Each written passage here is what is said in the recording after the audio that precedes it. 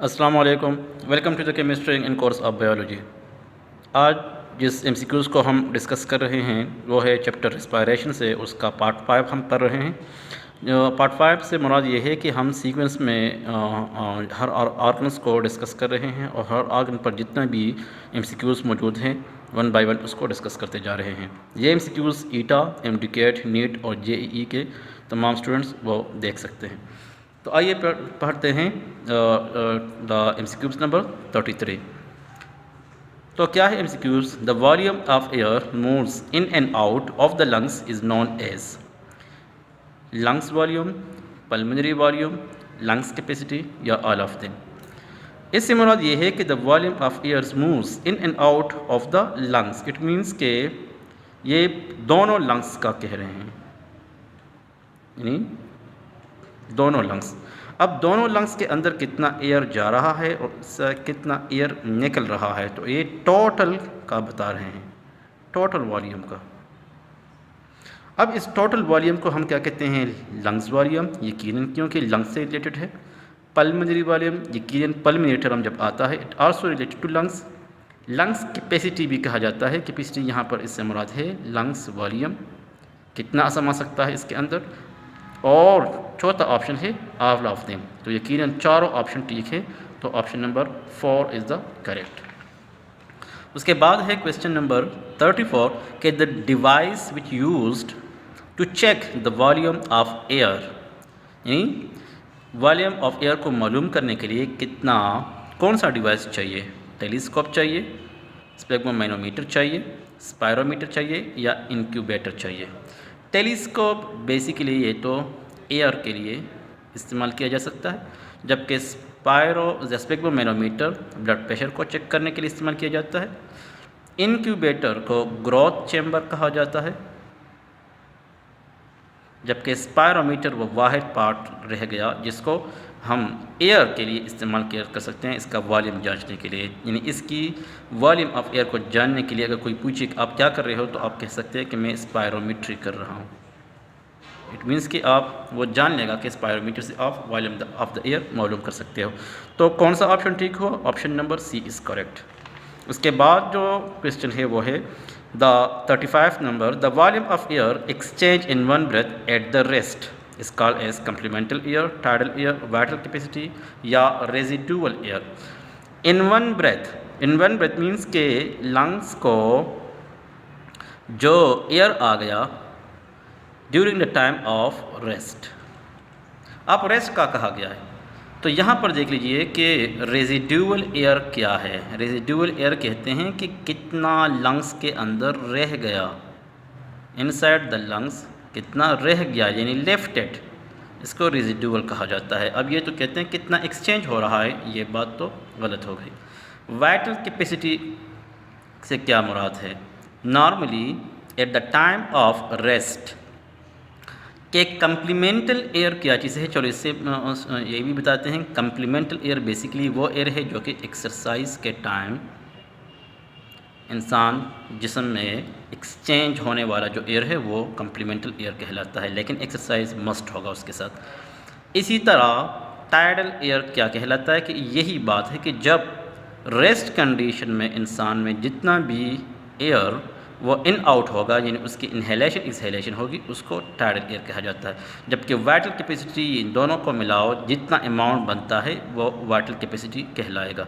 अब यहाँ पर ऑप्शन कौन सा है कि रेस्ट कंडीशन में टाइडल एयर इंसान में जो है वो उसकी इनहेलेशन एक्सहेलेशन होती है, तो option number B is correct. Similarly option MCQ number 36, by increase in breathing time the kind of air increases. जब ब्रीथिंग टाइम इंक्रीज़ होता है तो कौन सा एयर इंक्रीज़ होता है? यहाँ पर ब्रीथिंग टाइम से मुराद के डीप ब्रीथिंग की बात हो रही है। ये नहीं कहा गया कि रेस्ट कंडीशन है या एक्सरसाइज कंडीशन है, बस सिर्फ ये कहा गया कि ब्रीथिंग टाइम के जब इंक्रीज़ होता है तो कौन सा एयर इंक्रीज़ होता है? कम्प्लीमेंटल एयर इंक्रीज़ होता है। अब कम्प्लीमेंटल एयर की मैंने बात की कि जब एक्सरसाइज के हवाले से, एक्सरसाइज अगर आप कर रहे हैं तो आपका एयर इन आउट ज़्यादा होता है। इसी तरह वाइटल कैपेसिटी की बात कर रहे हैं कि वाइटल कैपेसिटी से मुराद यही है कि जब टाइडल एयर और कम्प्लीमेंटल एयर दोनों को एक साथ मिलाओ तो उससे ये मुराद है। तो यहाँ पर वाइटल कैपेसिटी ये दोनों तो नहीं है। उसके साथ रेजिडुअल एयर मींस लेफ्टेड एयर, कि कितना एयर ये लेफ़्ट हो रहा है, ये कितना रह गया है लंग्स के अंदर, ये भी नहीं है।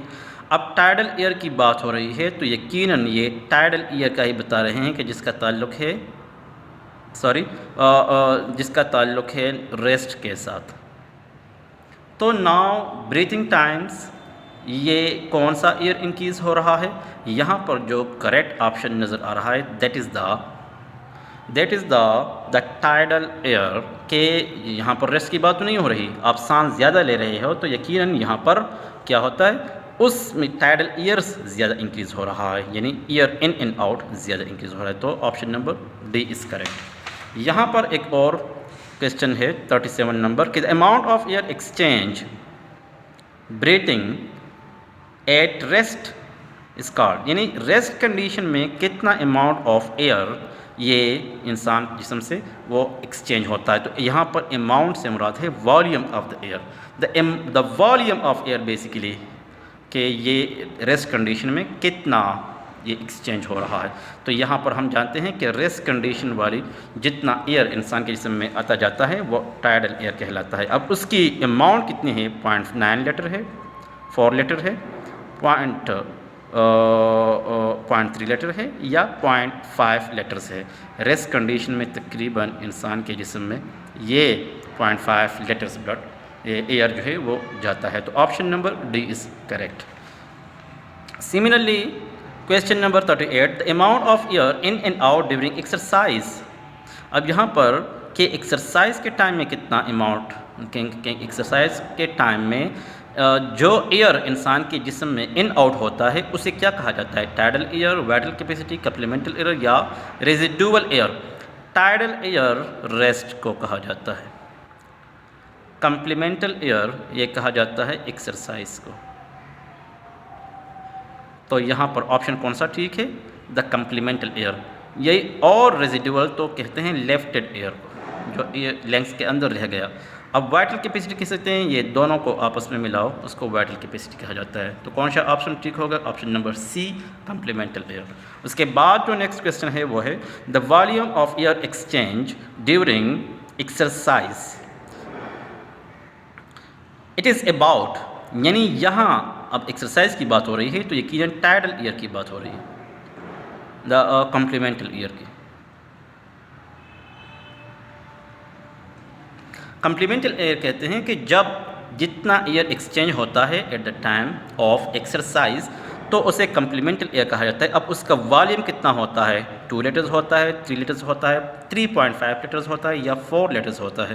तो यकीनन ये ऑप्शन करेक्ट है, क्योंकि हमारे जिस्म के अंदर एक्सरसाइज टाइम में ज़्यादा एयर इन और ज़्यादा एयर आउट होता है। तो इसी को ये तकरीबन होता है 3.5 लीटर्स का, जबकि 4 लीटर्स जो है ये वाइटल कैपेसिटी है, वाइटल कैपेसिटी का वॉल्यूम है। यहाँ पर 2 और 3 लीटर्स का कोई वॉल्यूम नज़र नहीं आता, जो कि ब्रीथिंग टाइम में अपना रोल प्ले कर रहा हो। इसी तरह question number 40, the sum of the tidal air and supplemental air is known as. अब यहाँ पर क्वेश्चन आ गया कि टाइडल एयर और सप्लीमेंटल एयर्स दोनों को एक साथ क्या कहा जाता है? Pulmonary volume, lungs capacity, vital capacity या lungs volume. Pulmonary volume means total volume of the lungs, तो ये तो नहीं हुआ। वाइटल कैपेसिटी मीन्स के द लंग्स का टोटल वॉल्यूम, ये भी नहीं है। अब लंग्स का वॉल्यूम ऑलरेडी यहाँ पर ये भी आ गया, तो कैपेसिटी और वॉल्यूम यहाँ पर भी एक सेम, यानी ये और ये तीनों एक नाम है।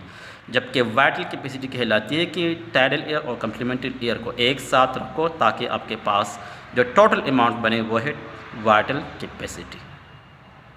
अब कितना बनता है नेक्स्ट एमसीक्यूज़ में आपको बताएंगे इंशाल्लाह। Thank you.